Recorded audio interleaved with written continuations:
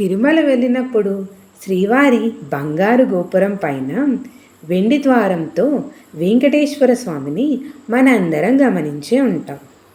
కలియుగ వైకుంఠమైన తిరుమలలో శ్రీ వెంకటేశ్వర స్వామి వెలిసి ఉన్న స్థానంలో బంగారు గోపురం పైన వెండి ద్వారంలో కొలువై శ్రీ వెంకటేశ్వర స్వామి ఉంటారు. ఆయనే విమాన వెంకటేశ్వర స్వామి. బంగారు గోపురం పైన విమాన వెంకటేశ్వర స్వామి ప్రత్యేకంగా కనబడటానికి వెండి ద్వారంతో విమాన వెంకటేశ్వర స్వామి దర్శనమిస్తారు. అసలు ఎందుకుంటారో ఇప్పుడు తెలుసుకుందాం. దర్శనమయ్యాక చాలామంది గోపురం పైన ఉన్న స్వామిని చూసి దర్శించి నమస్కరించుకుంటారు.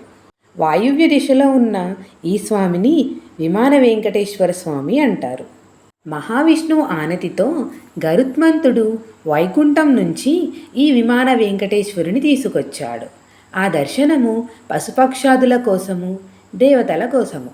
ఆకాశాన్నించి ముక్కోటి దేవతలు దిగివచ్చి స్వామిని సేవించుకోవడం కోసమే. మన పగలు రాత్రితో వారికి సంబంధం లేదు కనుక, వారి పూజా సమయం వేరు కనుక, భూమి కిందున్న భూమి పైనున్న అన్ని లోకాల వారికి ఇచ్చే దర్శనమే అది. ఈసారి తిరుమల వెళ్ళినప్పుడు తప్పకుండా విమాన వెంకటేశ్వర స్వామిని చూసి దర్శించండి. ఈ వీడియో కనుక మీకు నచ్చినట్లయితే వెంటనే వీడియోకి ఒక లైక్ కొట్టండి.